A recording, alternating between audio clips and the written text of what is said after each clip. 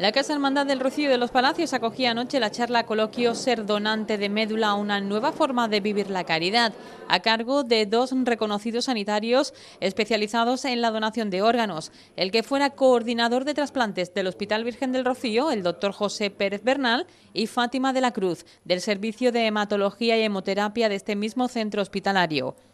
Así estuvieron presentes desarrollando de forma muy interesante esta materia ante un nutrido grupo de hermanos del Rocío, de feligreses de la parroquia, miembros de diferentes colectivos locales como la Asociación Los Palacios con la Donación o la Asociación de Lucha contra el Cáncer, además de la delegada de Sanidad, Carmen María Molina.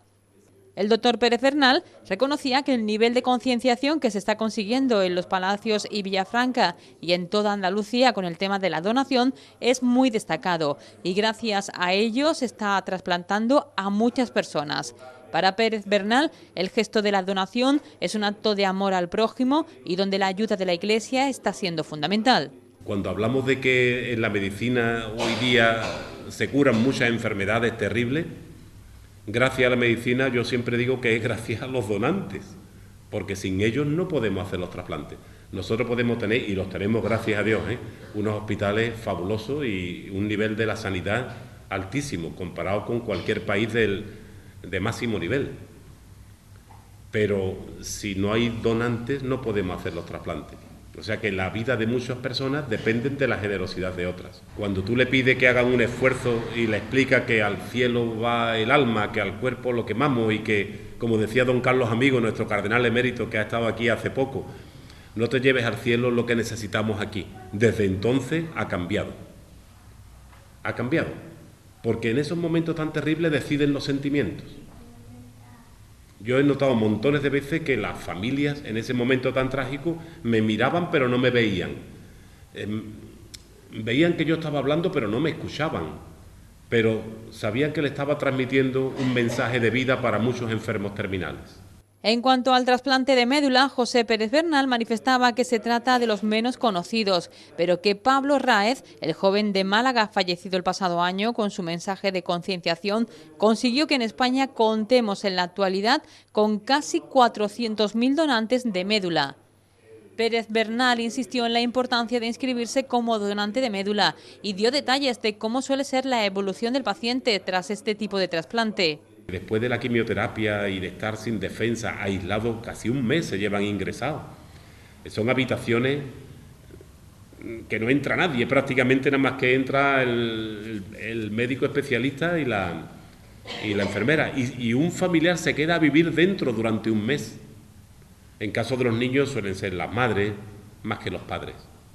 Y en caso de adultos, pues las personas más cercanas se queda un mes viviendo dentro de ese aislamiento, de esa burbuja, ¿no? Y es una maravilla cuando ellos le hacen análisis de sangre todos los días y cuando van viendo que las células nuevas que la han transfundido, que es el trasplante de médula, tienen que se siembra en el interior de los huesos, que es donde se fabrica la sangre, ¿no? Y en los análisis de sangre se va viendo, ya tiene tantas células, ya van creciendo, y cuando ya tiene, todo el mundo se pone loco de contento y cuando ya tiene suficientes células sanguíneas, se le da el alta.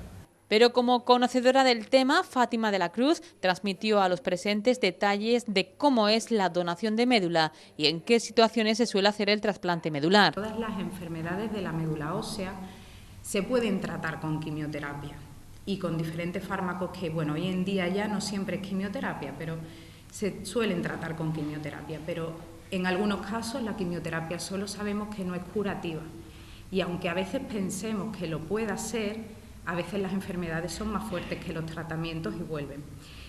Y en esa situación, pues los médicos sabemos que hacer un trasplante de la médula ósea, que consiste en cambiar unas células que están enfermas por unas células que están sanas de una persona que no tiene ninguna enfermedad, pues puede resolver el problema de esa enfermedad.